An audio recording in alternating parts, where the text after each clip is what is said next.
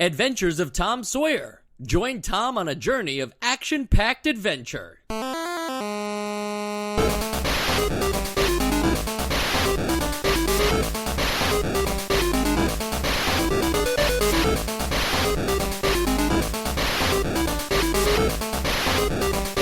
And welcome to Nostalgia, a chronological exploration of every NES game released in North America. I'm Mike. I'm Sean. And I'm Joe. The old lady pulled her spectacles down and looked over them about the room. Then she put them up and looked out under them. She seldom or never looked through them for so small a thing as a boy. They were her state pair, the pride of her heart, and were built for style, not service. She could have seen them through a pair of stove lids just as well. She looked perplexed for a moment, and then said, not fiercely, but still loud enough for the furniture to hear. And that is the first chapter of Tom Sawyer, the book by Mark Twain. Twain gang. Did that end on, like, she said and then not finishing what she said? I think it was like a she said, like, to end a sentence. Oh, okay. You know. I guess I drifted out of that for a little bit. Yeah, I'm not sure what that means either at the end though. Like loud enough for the furniture to hear, but furniture doesn't have ears, so I guess that's crazy book talk. Yeah, literature is bullshit. But really though, what is the appeal of these games? Is the appeal of games like this and Dr. Jekyll and Mr. Hyde supposed to be to fool parents into thinking that now their kids can experience acclaimed literature in a new format? Do they think that they're just getting the SparkNotes video game version? That's sort of what I'm getting the feel for. For some reason, Tom Sawyer and Huck Finn was not a part of our syllabus in middle or high school. So I never actually read these books. I just read about Mark Twain. And was like, oh yeah, he did stuff. So I really don't know what any of this is based off. It could just be all bullshit and he just wears a hat, so therefore he's Tom Sawyer. But yeah, I guess I'm not the target demographic or ever was. Yeah, I also never read this in school or anything, so I'm not super clear on it all either. I didn't think it was. I didn't think just from my general knowledge that it was a fantastical story, unless it is about his imagination or whatever. I don't know. I don't want to make myself sound stupid by talking about Tom Sawyer and not knowing what I'm talking about. But I don't know. I was thinking the same thing. I was wondering why would they choose literary characters for their video games? And I mean, another option could be that maybe it's just okay, here's a generation of people who don't know Tom Sawyer. We don't have to create a character. We already have some elements. We could just do it again. I mean, I think that works more with movies, but if you think about something like Sherlock Holmes, they're still making Sherlock Holmes stuff now and introducing a new generation to it. Not that I think that the Adventures of Tom Sawyer for the NES was a great way to introduce a new generation to the material. Yeah, we need a dark and gritty reboot about Tom Sawyer, the imaginations of Gen Z kids or something. Right. And the Adventures of Tom Sawyer, the video game, is not really the book, other than you're Tom Sawyer, and I guess you're still I forget the name of the girl. Somebody who read the manual would remember. Becky, but you're going to Becky save something. her. Okay, yeah, you're going to save her. So so that's the historic love interest of Tom Sawyer. Well, it's Tom Sawyer and Huckleberry Finn, right? Which technically you can play as Huckleberry Finn too if you're the second player. I think that's a nice touch. I read that. I didn't do that, but is Huckleberry Finn an imaginary friend of Tom Sawyer? Does anybody know?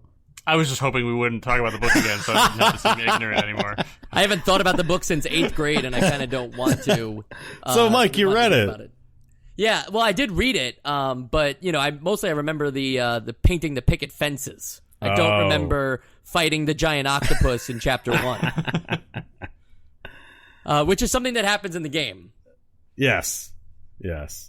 But this is a platforming game, again, where you play as Tom Sawyer, and if you're player 2, you play as Huckleberry Finn, and you travel through just 6 levels, but they're pretty, giant in size. And Tom Sawyer is, from the cutscene that we get in the beginning of the game, he's in like school or something, and he's dreaming. And in this dream, he has to save, as Sean mentioned, Becky from Injun Joe, which I think I'm allowed to say because that's the character's name. I think you're allowed to say it. Yeah, I know it's not the best, but this is what we got to deal with. This is the material we've been given. And so you're going to travel in this platforming game through 36 stages to get to rescue her. I'm not quite sure what sets Tom Sawyer apart from other platforming games. So, Joe, Sean, is there anything specifically that you want to call out in regards to being or controlling Tom Sawyer? I'll say that... Yeah, go, Joe. I'll say I was pretty surprised, maybe just because of my like extremely low expectations for a game about the Adventures of Tom Sawyer, that it controls really nicely as a platformer on the NES. Like, it's kind of how before we started this whole nostalgia experiment, kind of how I expected most NES games to control. It's no Super Mario Brothers, but it feels good in a way that even like some games that we rate really highly don't feel as good to control for the most part. It's not without its control fluidity flaws, but I don't know if you guys felt the same way. I think it's got a relatively intuitive like physics system. Like, obviously there's no physics system, but when I say that, I just mean like, does the jump feel like something that you can do? And it's not as expressive as a Mario game, but it at least like allows for some wiggle room. Like, there is some post jump input, but like, this is all very like nitty gritty. I don't think like the controls of this game were particularly great, but I think that's sort of what you're saying. Is just like, it was passable, because it's really like all there is going on in terms of like the platforming levels of this game. And you're kind of like Mario with the fire flower at all times, right? Like, you have this, I guess you're throwing rocks at first, and then you have the ability to get the slingshot. But unlike Mario's fire flower, the arc of these rock throws seems to be purposefully designed to go around the enemies unless you like hit them in the perfect spot. There's something about the arch, of the way they throw, that the enemy sprites are either like small enough that they'll go over them, or they like fly in an area where it won't be able to quite hit them unless you jump and time the hit as well. I found that to be a little interesting of a control device. Instead of squashing enemies like how you would in Super Mario Brothers, you're stuck with just having your rock to throw at these guys. The enemies just sort of appear very close to you too on screen, so there's not much of a warning. You kind of have to, this is another one of those games where, and we've had these early on, where you have to play a little cautiously if you want to live long, just because you're not sure of the speed at which the enemies will approach you once you do see them. Yeah, the first my first continue, and it wasn't really a continue, I just had to restart the whole game, lasted maybe like half of the first level. I just kept dying. But then I just realized, like, I have to play this game at a different pace that I'm used to. And I was able to, pretty handily continue on as long as I was playing a little bit slower.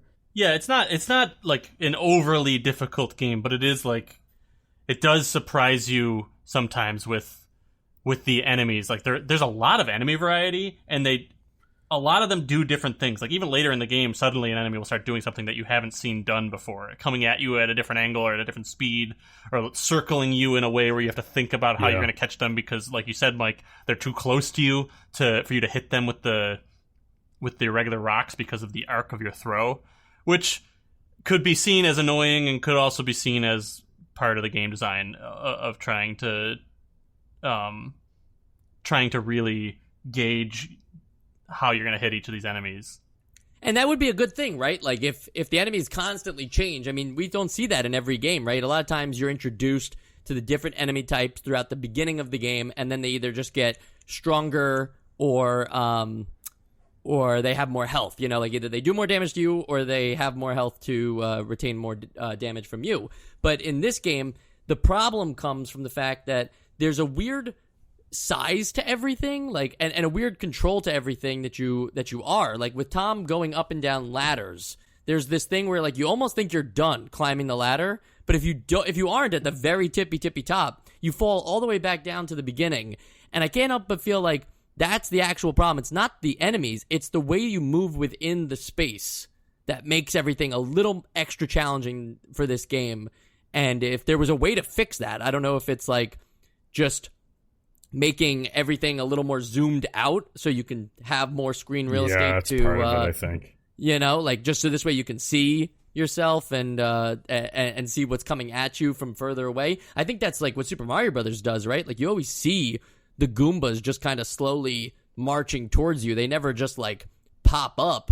But there are things in Super Mario Brothers that pop up, like say piranha plants out of warp pipes. Like so, there just has to be a balance. And this game didn't exactly figure out that balance and made it more just about the actual traversal of the stages is the challenge rather than the types of enemies. Yeah, well, to sort of help kind of illustrate that too, one thing I noticed, if everybody's, I'm assuming, maybe not, but I'm assuming a lot of people in our audience have played Super Mario Brothers 3.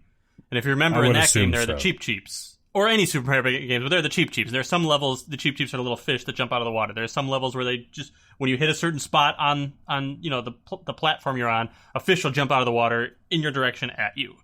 And it's pretty well designed. Something very similar, almost exactly the same idea is in this game. A fish that jumps out of the water at you, but it jumps out of the water literally like at the pixel you're already standing on, or that you're jumping towards. And there's no avoiding it unless you like timidly jump a little bit forward and then land back where you started, like for every jump to see where it's coming from, because you don't know where they're coming from. So it's like yes, they had like that good idea there, but it was implemented in a way where it's like just not player friendly. It makes it so like avoiding it is possible, but not fun. It's just like a chore to like test every step. You know, that's one little tiny part of this game, but you know, I think that really is where I felt the most of what you're talking about. Yeah, I get so one thing about the enemies in this game is a lot of them are based on player input, and I don't really know if it's like a one-to-one thing, but even in the first level, one of the standard mobs is like a pirate dude, and it will react to when you throw a rock, and it will dodge the rock, and part of that is cool. Like it's cool to see that kind of dynamic response to you, and it's not just like an enemy that's walking towards you single-mindedly, but other parts of that, it's just kind of annoying because it feels cheap because it's just reading your inputs, and I don't know if it's good or bad, but there were those aspects to these enemies, it seemed, in the standard levels and even in the like the raft levels. So it's kind of a mixed bag. Yeah, I had mixed feelings about that specific enemy too, but the part of me that liked it, just to play devil's advocate, was because it does make, you know, it feels different than all the other enemies that you're running into, and it makes like that enemy encounter feel like a moment every time. You know, it makes it feel like, okay, I got to think about how I can, you know, he's gonna jump, so I got to jump, or I got to wait until he lands and be far enough away from him. So like I liked that element of it, but yeah, it is sort of, I don't know, counterintuitive at times.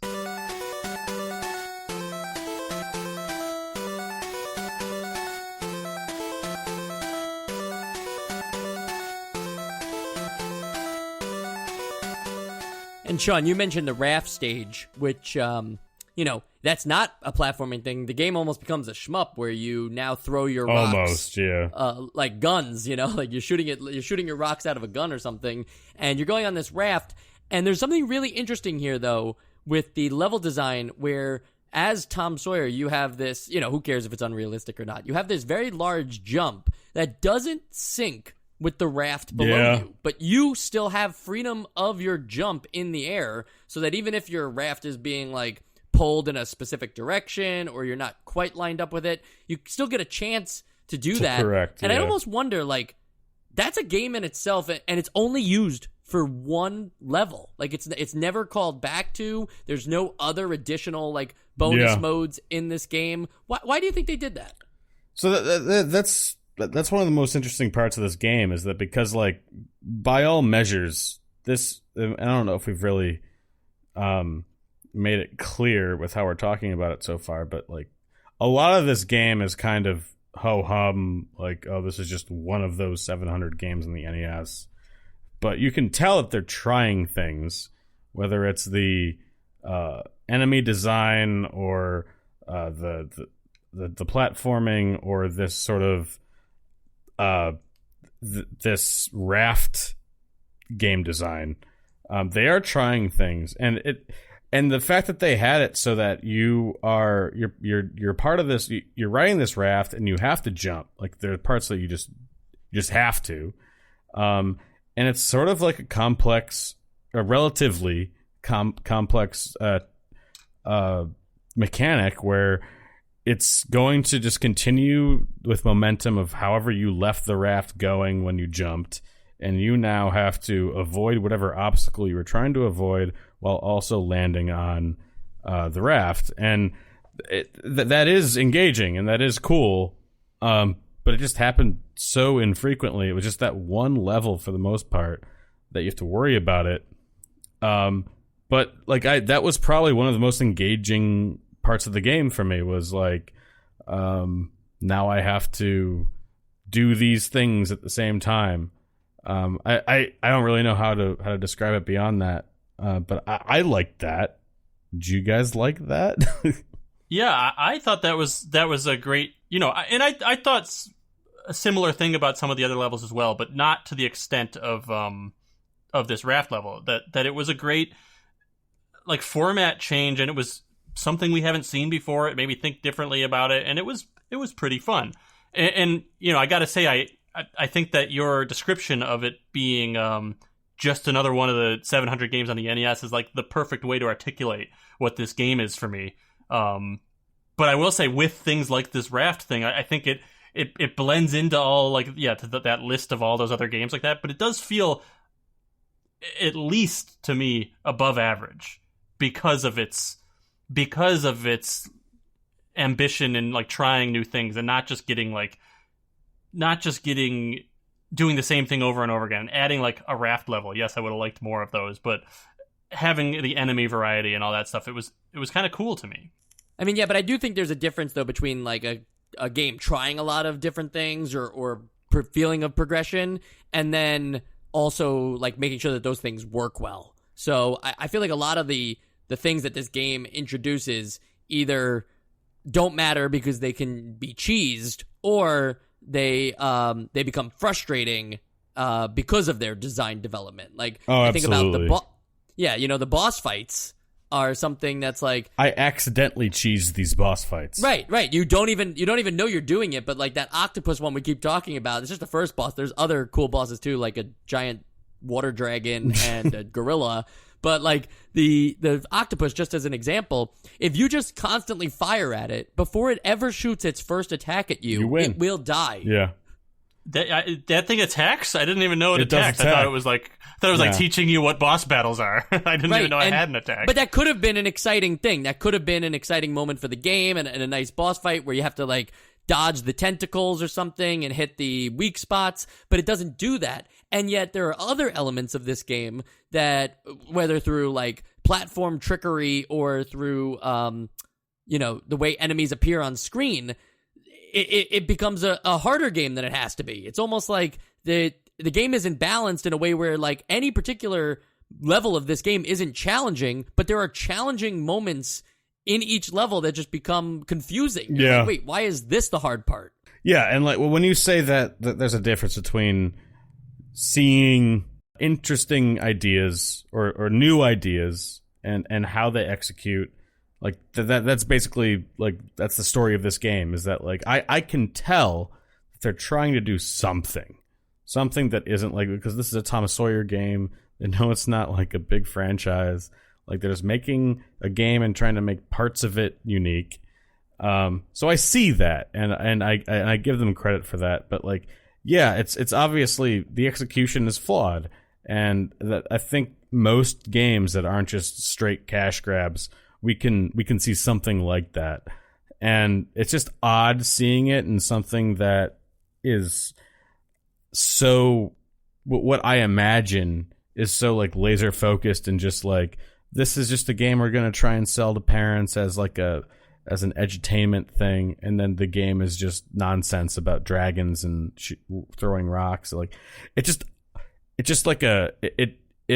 illustrates the history of NES shovelware. And I'm not saying this game is shovelware, but it may as well be with how. Yeah, no. Yeah, like, go ahead. I get exactly what you're saying, because it's almost like the assignment from the publisher was clear, right? Like, oh, we want to take the Tom Sawyer like book and make it into a video game, and then you just get a couple of guys who know how to put together a game, almost like tag team in, be like, all right, cool, you did your 30 minutes of programming, you're in, now Brian. It's my turn. Yeah. Right. And you just like take either the elements or whatever. And Joe, I'm sure you'll disagree, but I don't mean that like 100%. I just think like at times, not that the game feels bipolar, but it feels uneven in its own difficulty. There are times in this game, even in later levels, where you could just avoid everything and keep making forward progress, and you only have like your health as it is. Like there's no extra health bars or anything to cheese it, but you don't have to make contact with much. And then there's other moments in this game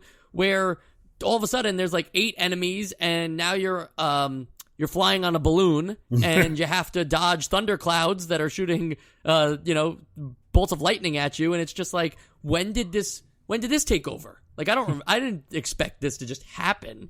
Well, so I don't fully disagree, but it does seem like I have a higher opinion on the game overall than you guys might.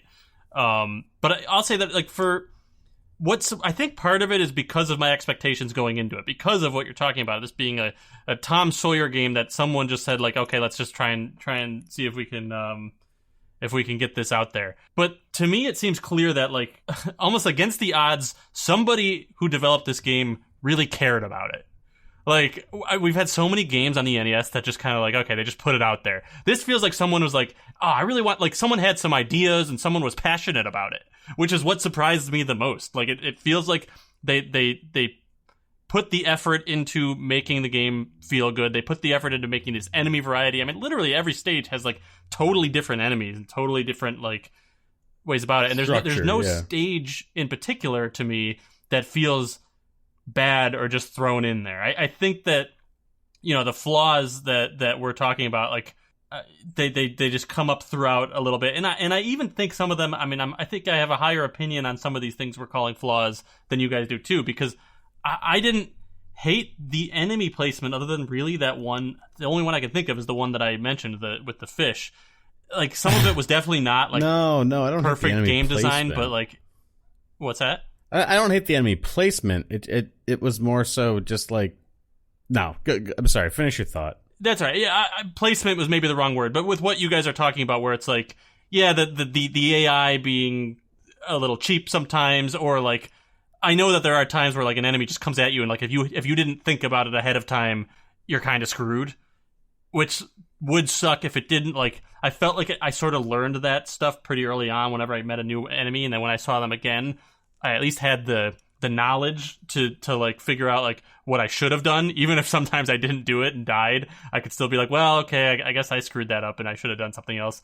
I'm not fully in that camp either. Like I definitely think that element of this game could have been buttoned up and improved, but it just didn't. Like, it was nowhere near as bad as some other games that we've had where like, I think it was like was it the Karate Kid or one of those games. Yeah, Karate Kid has a lot of problems that I think you're right. We're saying this game has those problems. It doesn't have that on that scale, but it is worth highlighting that there are some issues. But I don't think that I've been criticizing this game's enemy placement. I think what I've been saying about this game is that a lot of it is cookie cutter, except for a lot of it, but it's all none of it really makes it feel like a cohesive piece.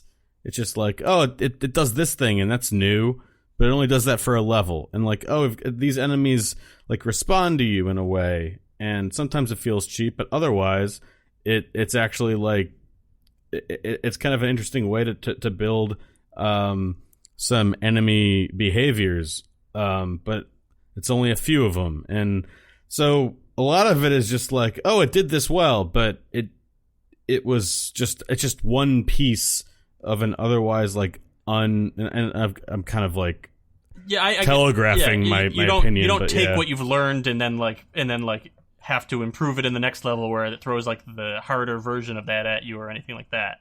Like it's just like 6 totally different things. Yeah. And like I was gonna save this for my essential vote, but maybe this will like help clear up kind of how I'm feeling about it. Like by the end of this, I felt personally like this was the first 6 levels of what would have been a pretty good game. Like I felt like it was like I wanted more of this. I wanted like more levels like this later. Like like I felt like it was just like they had a bunch of ideas and they just put them all in here with no through line. Yeah, that is like we haven't really touched upon it, but for something that's supposed to be based off of a literary historic like through line of American culture, this makes no sense. And I think even if I knew Tom Sawyer, this would make no sense. Does it make sense? Did anybody read this? We didn't. Well, I mean, I didn't read the manual, but I'll tell you, like, just from playing the game, no, it is a nonsensical adventure here where they just took, the idea. First off, I don't feel like they put any personality traits of Tom Sawyer into his character, right? I mean, he just throws rocks, but give him a paintbrush. Give him a paintbrush as a weapon or something. I don't know. Yeah, isn't he like a con man or something? Like, isn't that his thing? What'd you say? Isn't he like a con man? Yeah, he's a con man.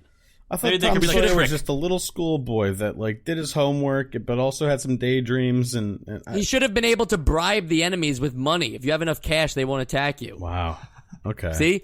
No. What I really mean, though, is I just want to get back to my earlier point, because I think this is a little bit of what Sean was saying, a little bit of what Joe was saying, is that this game didn't need to be these 6 levels. It definitely needed to be more fleshed out. But even if you broke up these levels a little more based on the design mechanics that we experience for mere moments of gameplay, and instead flesh those out as their own levels, similar to what happens with the raft, right? Like, if there was a whole level, not just 15 seconds, where you're riding a cloud, I could get on board with that. Yes, it's nonsensical, but aren't most of these NES games? I think that's a cooler idea, is just elongating your ideas and doing it the usual Nintendo approach, where first you learn the new concept, then you introduce the enemies, then it gets a little harder, then you take on a boss. Like, if they would have done that for each moment of these games, rather than make these little sweet spots in each level where something cool happens, I think you would have gotten a better game. Yeah, for sure. Absolutely.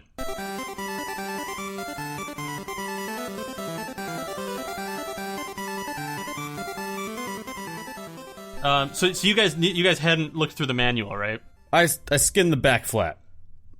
Okay, well, what I think is interesting about this manual is like it just steps you through the entire game, which I know, like, okay, that sounds like a walkthrough, but no, it like steps you through, like, it steps you through, like, this is where your journey begins. Here are all the levels. Here are all the enemies in each of the levels. Great. And then, here's like, how the even game ending ends. with, like, yeah, like, oh, also there's this part, like the wake up Tom part, and it's, it's like, it just tells you exactly, it's a text description of, like, the final scene of the game.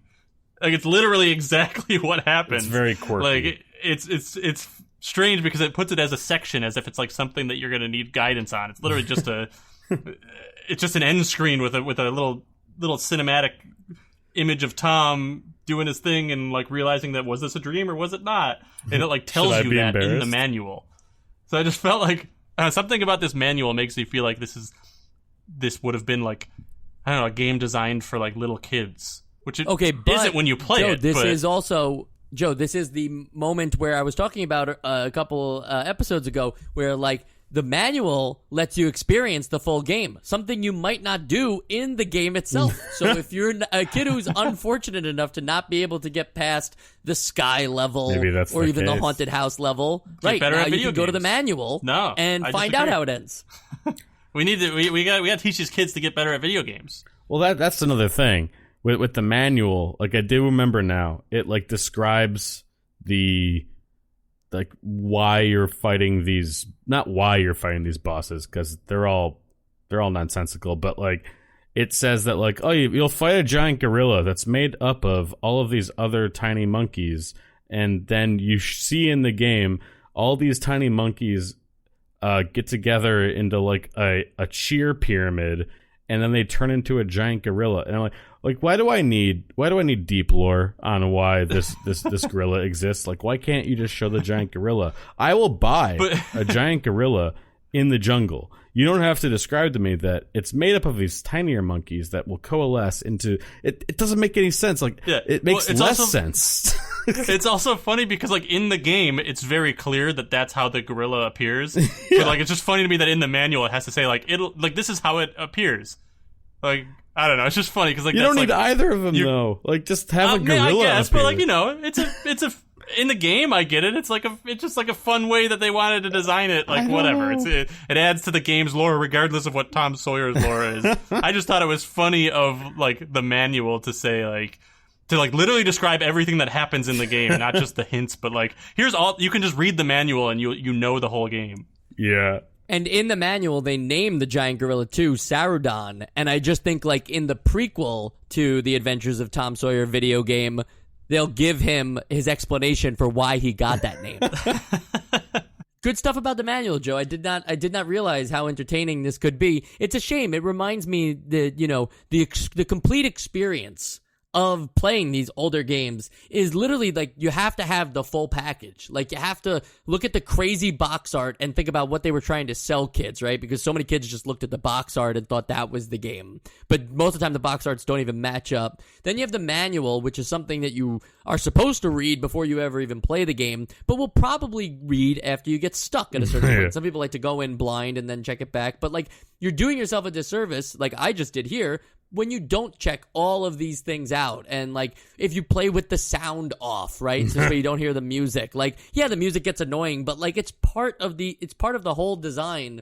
So even if you're only going to play these games nowadays for, like, 20 minutes or an hour, right, it's like you owe it to yourself to get fully immersed in it for the little time that you have it.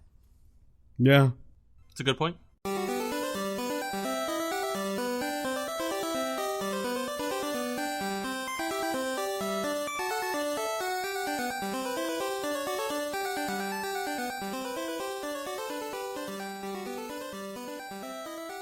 On the sequels and spin-off side, I would be remiss to tell you that The Adventures of Huckleberry Finn is a book that is a sequel to The Adventures of Tom Sawyer, which is not a video game, and I don't think it's ever been turned into a video game. However, there is another Tom Sawyer video game, and I believe it's the only other one of its kind. It is the Famicom exclusive Square's Tom Sawyer. It's the company Square, the RPG makers. Oh my god!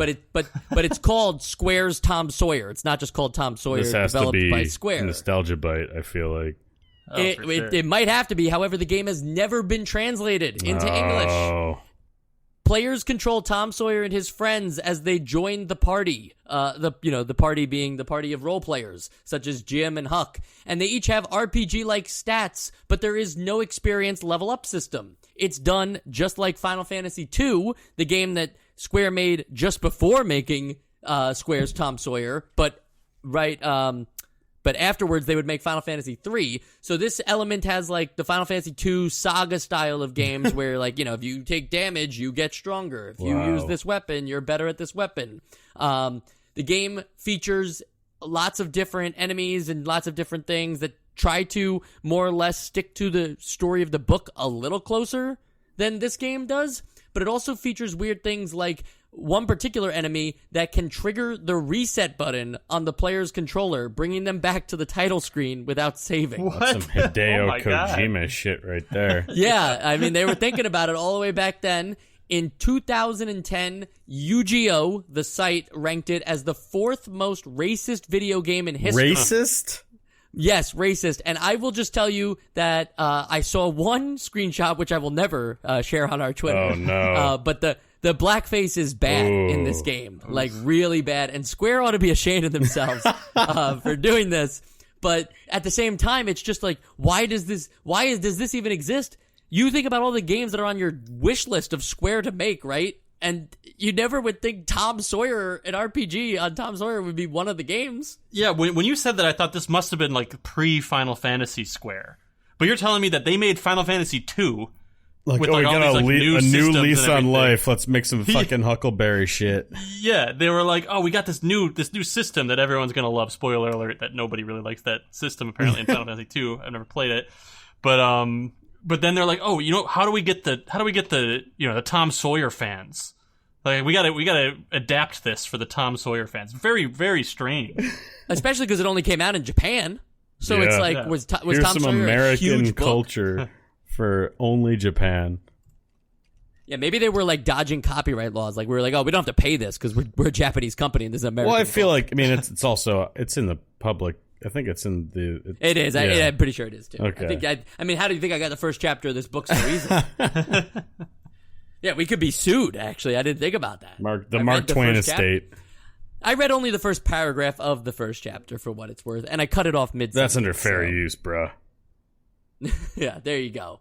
That's really all I have, though, for the sequels and spinoffs. I just feel like if anybody ever wants to try and translate Square's Tom Sawyer, a lot of people in this world are probably looking for it. Itching for it. Now that we've mentioned it. Yeah, itching it. We are itching to do one last thing on this show, although that's not necessarily true, because we do have a little fun thing after this as well, a little fun section to start the new year. So fun. But first, we've got to do the little thing that we call the Essential Games List. Sean, we're going to go first with you. All right. Yeah, I feel like everything that I've said up to this point was foreshadowing that, again, like, for a game that sounds like no one should ever play this, or everyone will have forgotten about this game by now, like, it is pleasantly surprising how well it plays. Like, it's not unpolished, but it was just not a great idea in the first place if they weren't going to try and work into some story beats of Tom Sawyer, or just have the levels. Like, the game should have been a different genre, I think. If this was like an adventure game in like the Goonies style or something, it might make a bit more sense. But it did have some ideas, and usually when I say that, that means that they weren't executed well. But obviously this game is not essential. It's Tom Sawyer. All right. I'll go next. Pretty much echoing a lot of what Sean said. But one thing that I would like to throw out there as a bone to the people who do like the Adventures of Tom Sawyer, the game, The super is fans. that, like, yeah, but like this could be considered a game that you did not play during the original like time of owning an NES, and then you go back and you're looking for like another new platformer, and like this makes that list, right, of a platforming game that you might not have heard of, and you try it out, and like I just don't think you're gonna have a great time with it. That's the problem. Is like, yeah, it's offering up some new stuff every now and again, and it's not a glitchy mess. It's not terribly hard. It is one of those games that you can probably beat if you just like keep with it.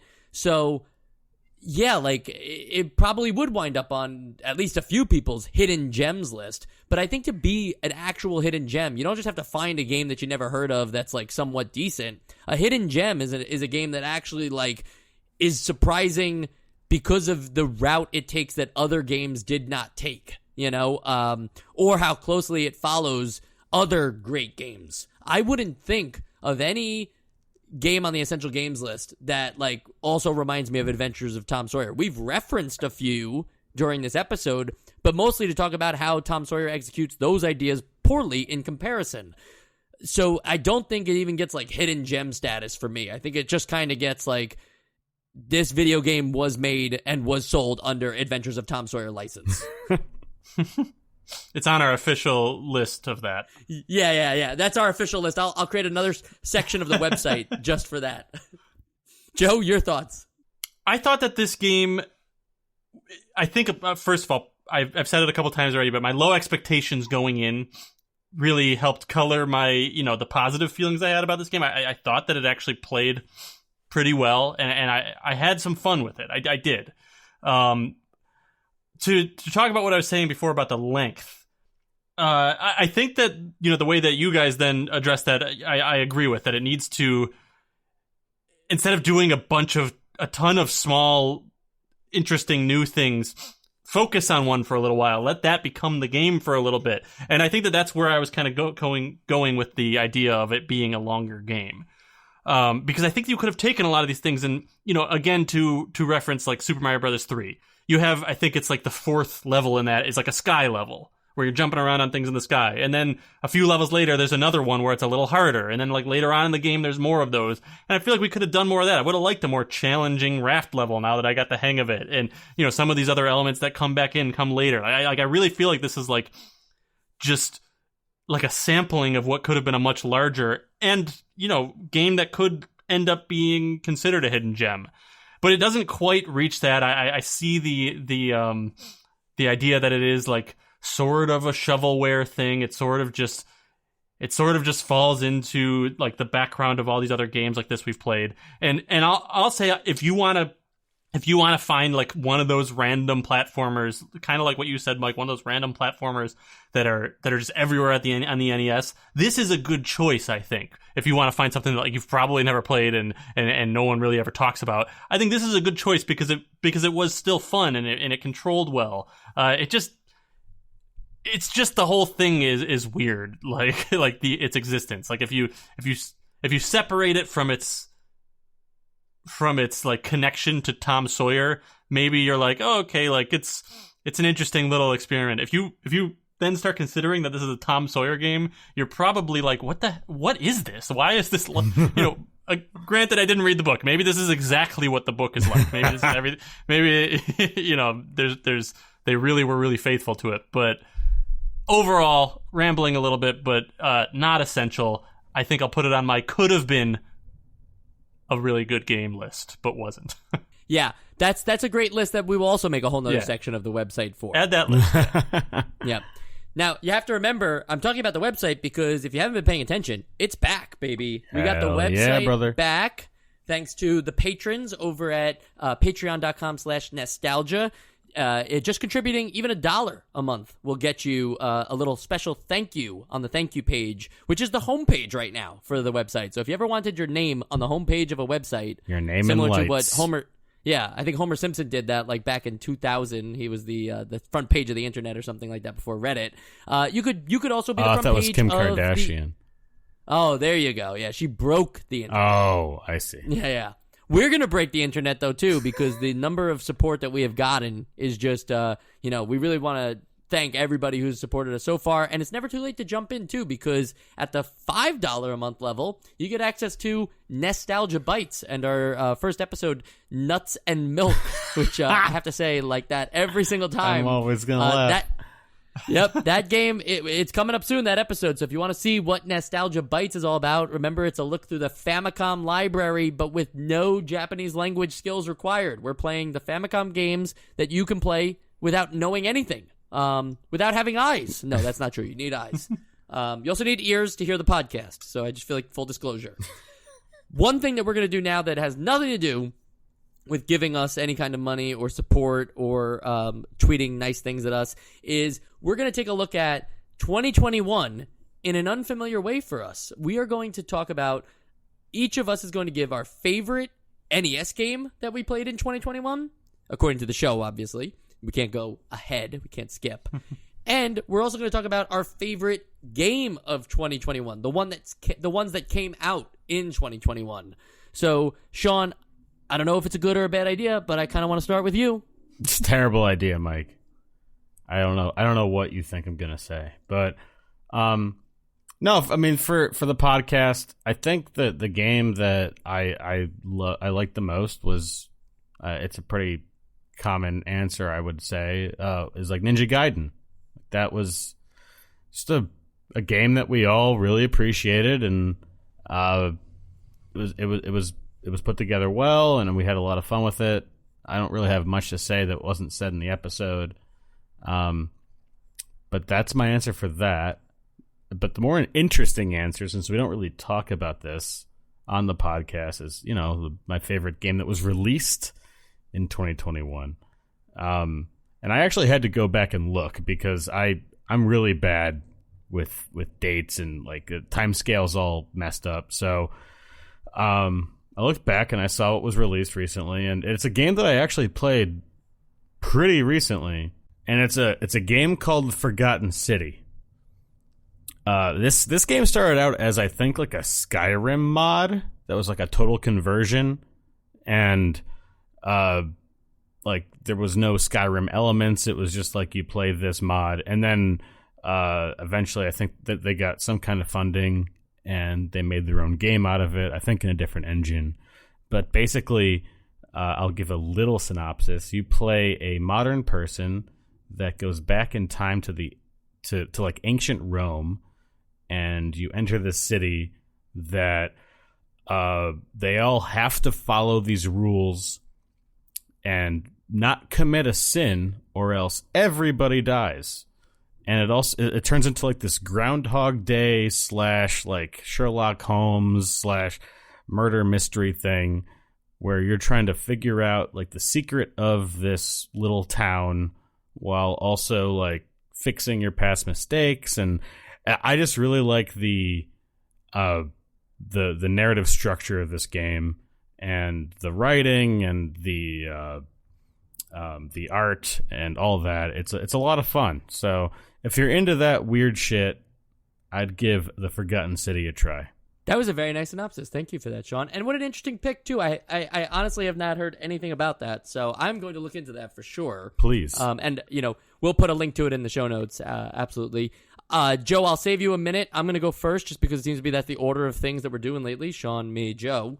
So, real fast, my favorite NES game of 2021 that we played was Mega Man 2, and that's a surprising answer for me. I know it's not a surprising answer for NES fans or anything like that because it's one of the most popular NES games, but I was really surprised at the step up from Mega Man 1 that Mega Man 2 was. It wasn't just like, more creative enemies or a longer game, which both of those things it has, but it also figured out like some of the more difficult points that Mega Man 1 was doing and found a way to introduce elements to make the game not easier, right? Because there is an easier mode in there, but it's just health is more frequently given out, and the new power-ups that they give you in terms of movement also help you navigate the platforming sections a little more uniquely. And I know we said this all in the episode as well, so I don't want to go too much further into it, but I was personally surprised because Mega Man 1 was definitely an essential game, and Mega Man 2 is a better essential game. So that says a lot about that particular game. Now, my favorite game of 2021, I have to be honest, I play a lot of retro games, and retro games can mean whatever you want them to mean. For me, it just means like 10 years prior, so anything like 2011 and backwards. But like that's how retro games work if you think about it, right? Like anything that came out on the Wii is now retro. Well, hold on. I thought we were talking about games that came out in 2021. Exactly. So that's what I'm saying is that I play a lot of these older games. I don't play too many 2021 games, but when I do play a game in 2021, I often find myself to be pretty frustrated because I'm used to these shorter, more quality because I've been given the time to like let critic responses set in and the narrative, the canon be set. I very rarely play bad games unless they're for nostalgia. I mostly just play what is considered like, the greatest games of all time and stuff like that. So for 2021, I did play a few good games, and the one that I want to highlight is Metroid Dread. And obviously, that's a safe pick because it was even nominated for Game of the Year and stuff like that. But what makes Metroid Dread interesting for me is it is not the highest point in the Metroid series, even for the 2D style games. Obviously, like Super Metroid and Metroid Fusion are like the top when it comes to that kind of style of game. But Metroid Dread reintroduced that feeling to me in a way I didn't think anybody other than Nintendo could. This was a Mercury Steam game, and it was surprising how close they got to the quality of a game like Super Metroid, one of the greatest games of all time. So I would say if you're at all on the fence about picking up Metroid Dread because you saw like that it's a little more survival horror-y or it's a little more like straightforward that you can't really skip sequences and stuff like that. First off, neither one of those things is true, so that should help inform your opinion. But also, at the end of the day, it's just a great Metroid game that doesn't rely too much on new, unfamiliar mechanics, but just relies on the best things that Metroid is. So that's why I had a really good time with it, because it goes back to that idea that I mostly just play retro games anyway, and it reminded me how good those kinds of games are. Joe, your thoughts? All right, well, I'm going to go in the reverse order just because there's an interesting situation for my 2021 pick. In that, when I look through all the games that were released in 2021, or all the games that I played in 2021, none of them were released in 2020. I didn't play any game that was released in 2021. Did not realize that until tonight. But yeah, so I had to kind of go back a little further. It's a little cheating. I went back to my most recent game before 2021, which was, I think, in November of 2020, which was Spider-Man Miles Morales. Which might feel kind of like cheating because just any game that I played the most recently to 2021 would have to fit that category. But rest assured that I do love that game. It probably is my favorite game of 2020. So I had a blast with that. I love that and the original 2018 Spider-Man PS4. I think that they really make you feel like Spider-Man. They just let you really explore the city, which I haven't been to Manhattan since the pandemic, so it was really interesting for me to like explore as Spider-Man where I used to be every day. You're just getting that No Way Home money right now. Exactly, yes, and I might have to re-pick up this game after seeing Spider-Man No Way Home. I'm in the Spider-Man spirit, so I loved that game. As far as favorite game that we played in 2021 for the podcast, I know no one will be surprised by this, and I promise I'm not just trolling like I normally do, but it is Zelda 2, which made it in like kind of just under the wire, getting it early on in 2021. And I just can't emphasize enough like how much fun I had with that game and how surprised I was because of the bad reputation it has. But that game felt like one of the closest to me to being like a modern experience. I mean, obviously you could tell it's still an NES game, but it felt like I was sitting down to start this whole campaign of a story like I do today that you rarely find on the NES, and it gave me similar but like refreshingly different vibes to the original Legend of Zelda, which obviously is way up there as well. So I just can't get over how much I love that game and how it is not on the essential games list. I will definitely bring it up in our best of 1989. I'll do my best to try and convince you guys otherwise. I don't know if I can convince you guys to play it again or whatever, but I really want to try and get that on. All right, and of course, there's lots to look forward to in 2022 now that we're in it. There's many games coming out in 2022 that I know people are excited about, but there's also 51 more episodes of Nostalgia Cast happening in 2022, and that's something to be thankful for. In fact, there's a lot more episodes of Nostalgia Cast to come if you think about Nostalgia Bites. Just throwing it out there. Yeah. Patreon.com/nostalgia.